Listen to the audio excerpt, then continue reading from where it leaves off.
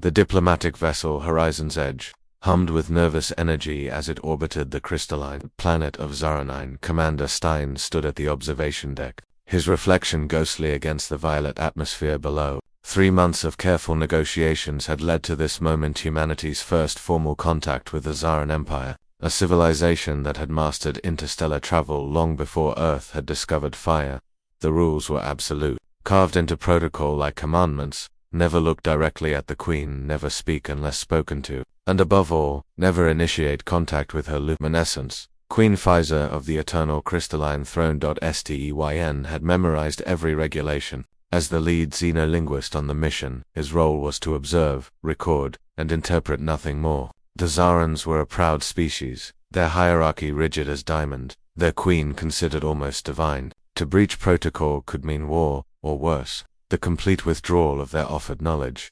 The formal reception had been a spectacle of otherworldly beauty. Queen Pfizer had appeared on a platform of suspended light, her form simultaneously humanoid and alien. Her skin shimmered with bioluminescent patterns that shifted like living constellations. 4 eyes arranged vertically on her elongated face had gazed at the human delegation with an intelligence that made Steyn's breath catch. She wore no crown, her head naturally formed crystalline protrusions that caught and refracted light into rainbow cascades.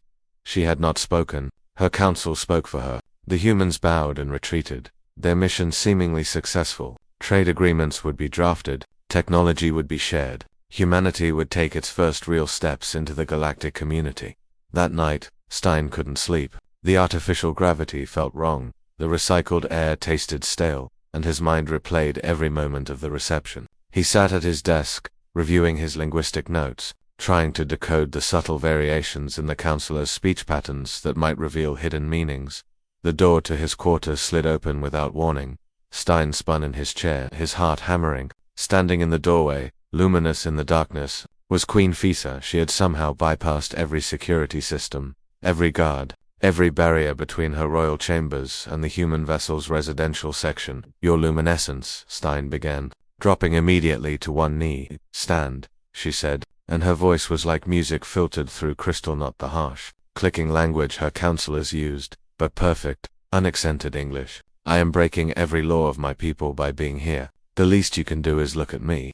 Slowly, Steyn rose. His training screamed at him to avert his eyes, to call for his superiors, to follow protocol, but something in her voice, a desperate edge that transcended speech, kept him frozen in place. Pfizer stepped fully into the room. She was taller than him by nearly a foot, her movements fluid and precise. The bioluminescent patterns on her skin pulsed in rhythms that seemed to match her breathing. "Do you know why it is forbidden to speak to me?" she asked. "To preserve your sacred position," Steyn managed, his throat dry. "To maintain the hierarchy to keep me prisoner," Pfizer interrupted, her 4 eyes fixed on him with an intensity that made him feel transparent. "I am not divine. I am not sacred. I am a young woman who was born with the right genetic markers and has spent 23 cycles in a cage of reverence and isolation."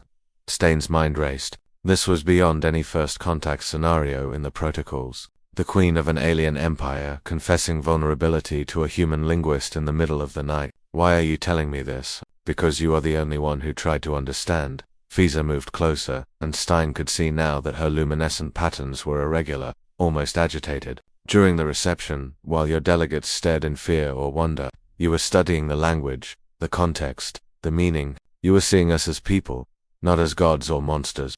"That's my job," Steyn said quietly. "And mine is to be silent and perfect."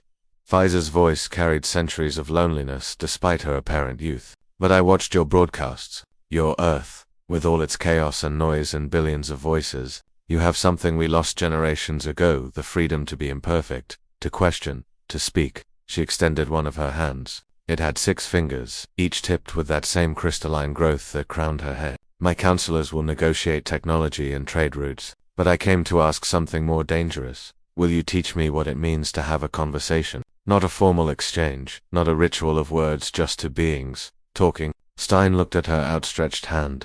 Every instinct told him to refuse, to protect the mission, to follow the rules that kept humanity safe in this vast, unknowable universe. But he thought of Earth, of coffee shops and park benches, of the casual human miracle of strangers becoming friends through nothing more than shared words. He took her hand. Her skin was warm and thrummed with a faint vibration, like touching a living tuning fork. Where I come from, Stein said, conversations usually start with something simple, like, what do you do when you're not being a queen? For the first time, Fizz's luminescent patterns synchronized into something that might have been a smile. I read, she confessed, forbidden texts from before the hierarchy, stories about Zorans who chose their own paths. I read too, Stein said, and felt the weight of protocol slipping away. Human stories, about people who broke rules to find freedom. They sat together on the edge of his bunk, an alien queen and a human linguist, and talked through the artificial night. They spoke of books and dreams, of the prisons that societies build, some of crystal and ritual, some of expectation and fear. They shared the universal language of loneliness and the radical act of being truly seen. When the false dawn arrived and Fiza had to return before she was missed, Stein understood something that no protocol had taught him.